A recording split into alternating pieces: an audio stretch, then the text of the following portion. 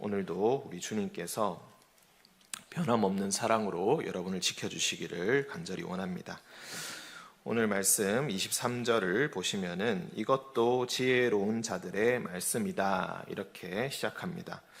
오늘 말씀은 아니지만 내일 말씀 25장 1절 그러니까 내일 첫 번째 말씀을 보시면은 이것도 솔로몬의 잠언이요 유다 왕 히스기야의 신하들이 편집한 것이다 이렇게 이야기합니다. 솔로몬의 잠언 그리고 히스기야는 솔로몬보다 한참 후대의 왕입니다. 그러니까 솔로몬의 잠언이라는 이 책 자체가 솔로몬 당대에만 쓰여진 것이 아니라 이후에도 계속해서 추가되고 편집되었다라는 것을 우리가 알 수가 있겠습니다. 그것처럼 24장 23절에 이것도 지혜로운 자들의 말씀이다라는 이 말도 이 23절부터 34절까지가 더 추가된 내용이다라는 것을 우리가 짐작해 볼 수가 있습니다. 23절부터 34절은 그렇다면 왜 더 추가가 되었을까? 무슨 지혜를 더 알려주기 위해서 이렇게 우리에게 말씀으로 다시 다가오게 된 것인가? 우리가 어제 읽었던 말씀의 마지막 부분을 보시면은 특히 19절 너는 행악자들로 말미암아 분을 품지 말고 악인의 형통함으로 부러워하지 말라. 그러니까 가장 중요한 논지는 바로 이것입니다. 아무리 미운 사람, 원수가 있다 할지라도 그 사람이 어려움에 처했을 때 좋아하지 말고 죽음의 위기에 처한 것을 보면은 반드시 도와주어야 한다. 우리의 본성에는 참 반대되는 그런 말씀이긴 하지만 하나님이 살아계신다는 것을 똑똑히 아는 사람들은 이것이 옳다는 것을 너무나 잘 알고 있을 것입니다. 나의 감정, 내가 미운 것에 따라 반드시 갚아주겠노라고 악한 마음을 품는 것을 하나님은 절대로 기뻐하지 않으시고 직접적이든 간접적이든 복수를 한다면은 사람은 속일 수 있을지 몰라도 하나님은 그 모든 것을 다 아시고 반드시 그 사람의 행위에 보응해 주신다라고 하셨기 때문에 그렇습니다. 그러니까 우리가 할 수 있는 가장 최선의 방법은 이런 행악자들은 미워하지도 말고 부러워하지도 말고 그저 멀리하라라는 그런 말씀입니다.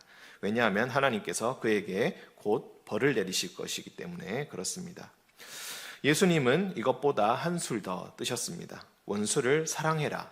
너 좋다는 사람, 너한테 잘하는 사람에게만 잘해준다면은 네가 보통 사람과 다를 것이 무엇이냐? 형제 자매들과 쥐어뜯고 싸우다가 예배 드리러 오겠다고 여기 오면 뭐하냐?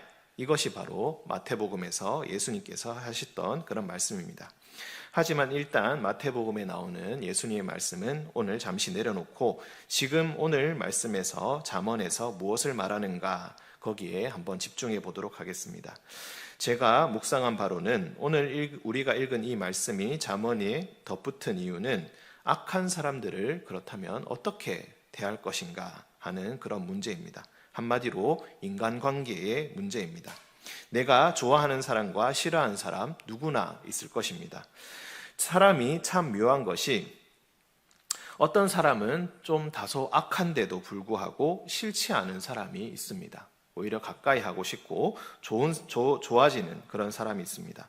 반대로 정말 착하고 정말 선한 사람인데도 불구하고 이상하게 싫은 경우도 있습니다. 또 분명히 문제가 많은 사람인데도 불구하고 나에게 잘해준다면 나에게만 문제가 없다면 그냥 그 사람 잘못은 눈 감아주고 그 사람 인격을 옹호하는 경우도 우리에게 종종 나타나곤 합니다. 오늘 말씀의 시작을 재판으로 이야기하고 있습니다. 이 재판이라는 것을 우리가 오늘날에 법원에 가서 재판받는 그런 것만으로는 생각하지 마시고 우리가 일상생활에서 일어나는 사람을 판단하는 그 모든 것이라고 우리가 생각하고 말씀을 묵상하는 것이 말씀의 문맥에 맞을 것입니다.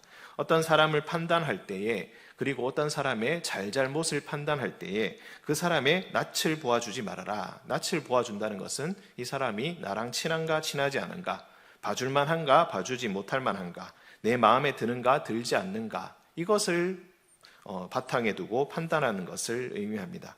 이렇게 낯을 보아주고 판단을 하게 되면은 24절에 악인에게 네가 옳다 하는 일이 생기게 된다는 것입니다. 그런 사람은 백성에게 저주를 받고 국민에게 미움을 받게 될 것이다.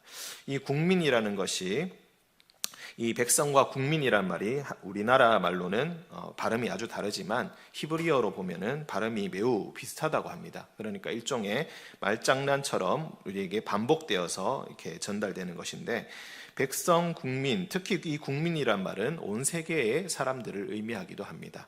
그러니까 악인에게 너가 옳다라고 판단하는 것이 아주 개인적인 판단이고 아무런 영향도 없을 것 같지만 사람들에게 저주를 받게 될 것이고, 무엇보다 국민들, 그러니까 다른 온 세계 사람들에게 미움을 받게 되는 일이 벌어질 수도 있다.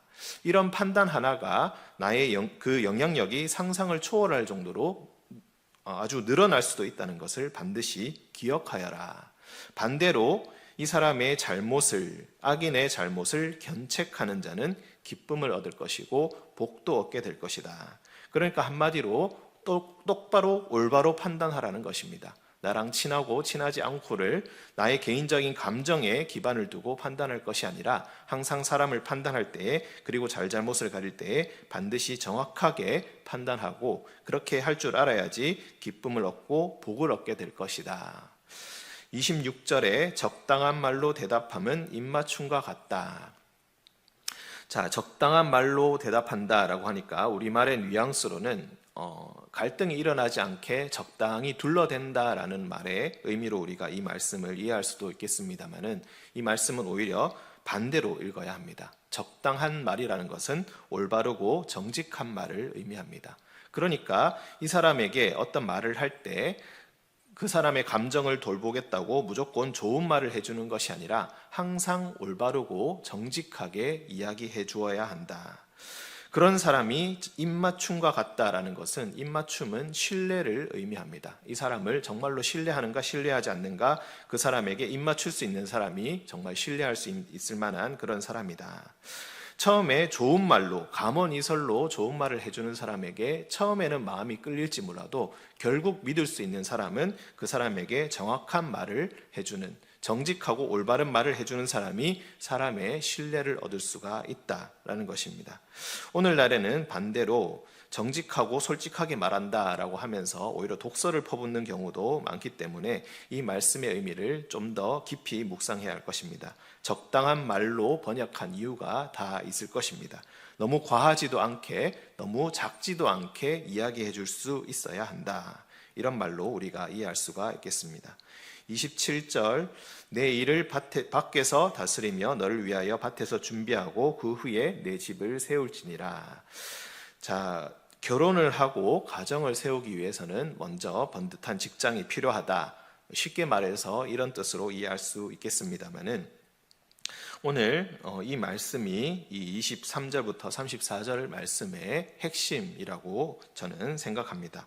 왜냐하면은 어떤 사람의 인간관계를 함에 있어서 우리가 너무 괴롭고 힘들 때가 있습니다. 인간관계에 끌려다닐 때가 있습니다. 하지만 오늘 잠언에서 말씀하시는 것은 그런 사람들을 멀리하고 내 일에 먼저 신경을 쓰라는 것입니다. 정말 중요한 일을 신경 쓰라는 것입니다. 인간관계에 휘둘리지 말고 네가 해야 할 일을 반드시 잘 하라는 것입니다.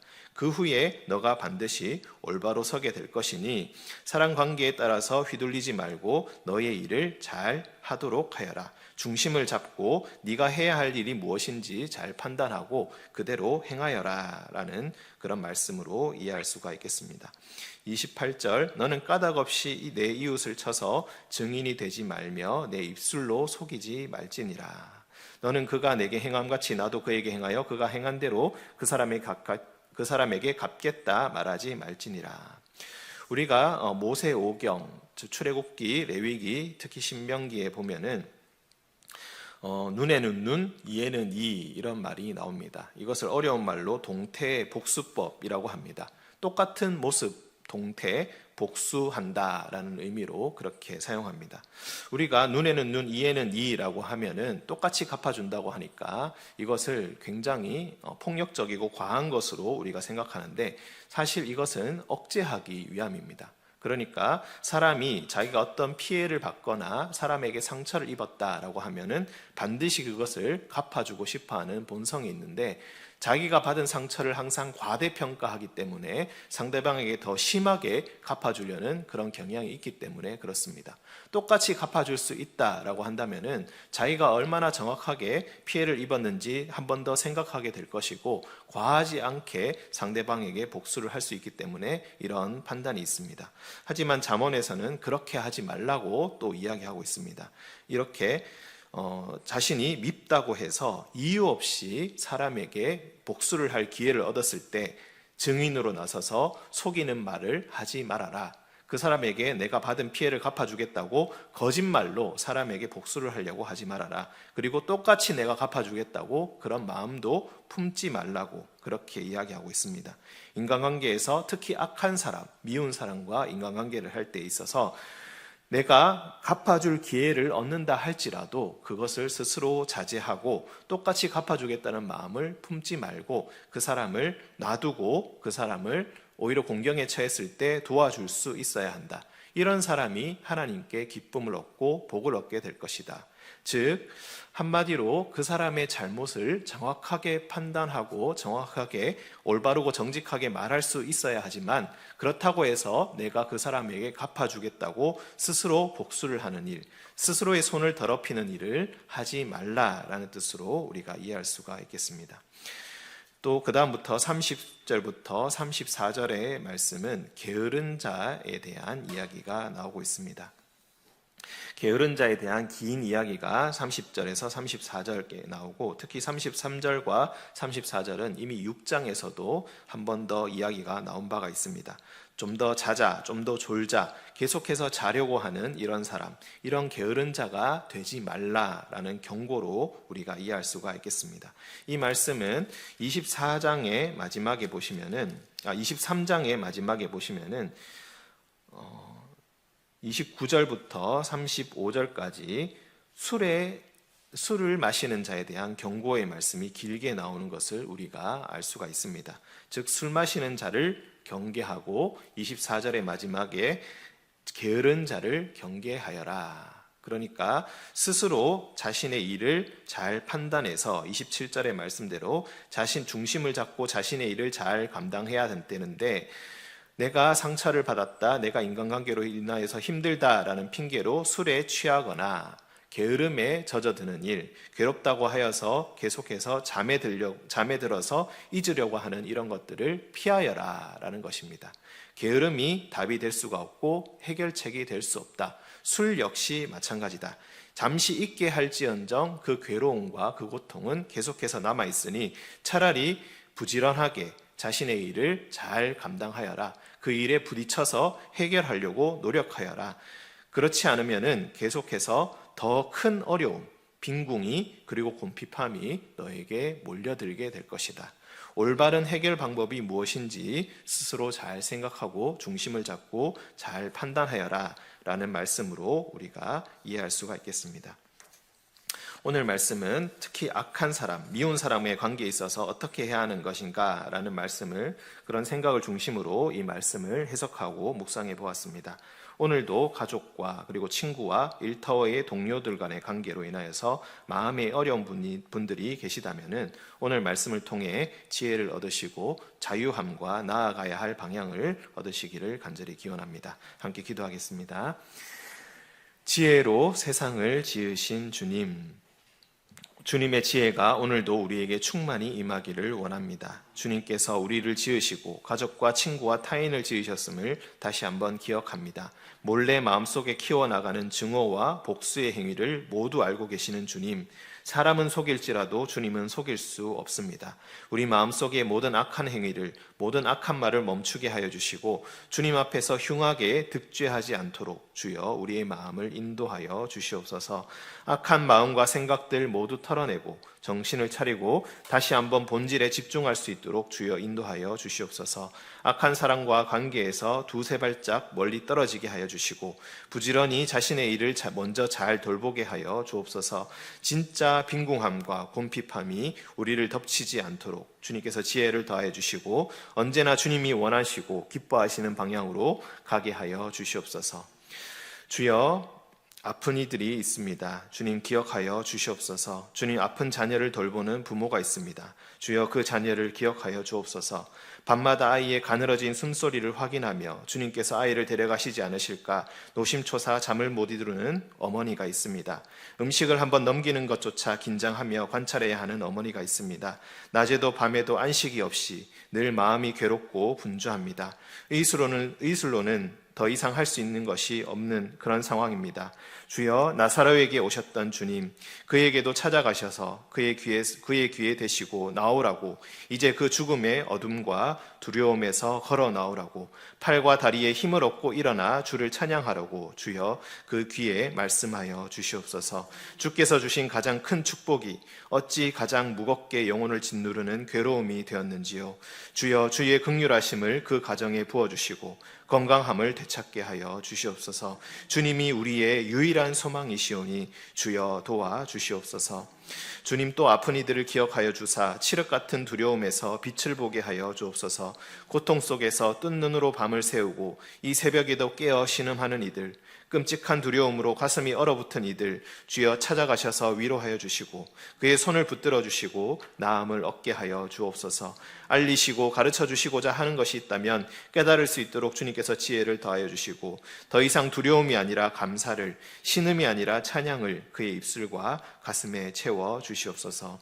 주님, 붕어빵 전도팀 다시 한번 축복하여 주옵시사 전도의 열매가 더욱 늘어가게 하여 주옵소서. 교회는 다 좋아야 할진데 좋은 교회를 찾아야 하는 안타까운 현실 앞에서 하람교회가 진짜 좋은 교회가 되게 하여 주시고 진짜 복음이 있는 교회가 되게 하시고 진짜 말씀이 있는 교회로 더욱 성장하게 하셔서 빛을 잃은 듯한 상실감에 젖어 있는 이들에게 다시 한번 복음의 빛과 소금의 역할을 할 수 있도록 주여 인도하여 주시옵소서. 서로를 존중하는 사랑이 더욱 깊어지게 하시고 하지 않아도 될 악한 말과 수군거림이 모두 사라지게 하시며 서로에 대한 감사가 더욱 늘어가는 교회 되게 하여 주시옵소서.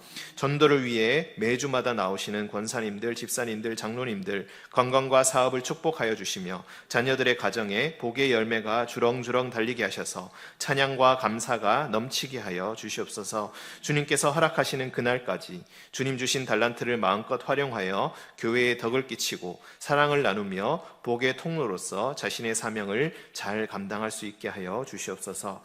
주님, 다음 세대를 기억하시고 축복하여 주옵소서. 주님의 생일을 축하하는 발표회를 준비할 때 기쁨과 감사가 우리 모든 학생들과 교사들에게 있게 하여 주시옵소서. 입술의 찬양이 입술에만 머무는 것이 아니라 심장으로 내려가게 하시고 피가 되어 온몸에 전해지게 하여 주시옵소서. 찬양의 사람, 기도의 사람, 예배의 사람으로 거듭나게 하여 주시고 성장하게 하시고 성숙하게 하여 주시옵소서. 주님의 도우심이 모든 어려운 시기마다 있게 하여 주옵시고 주님이 살아계심을 알고 늘 주님과 동행하며 주님 의지하는 삶 살아가게 하여 주시옵소서.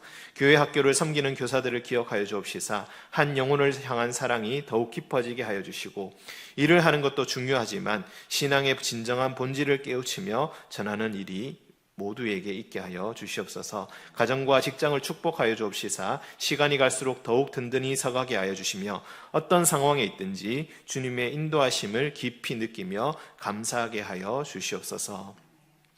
오늘도 우리에게 생명의 말씀을 주신 주님, 새벽에 주신 주님의 말씀을 우리 가슴에 아로새기며 순종하고 준행하며 오늘 하루 살아가게 하여 주시옵소서. 세상의 반석 위에 서는 것을 기뻐하지 아니하고 만세의 반석 위에 서게 됨을 기뻐하게 하시니 참으로 감사합니다. 주님, 오늘 하루도 힘들겠지만 승리하게 하여 주시옵소서.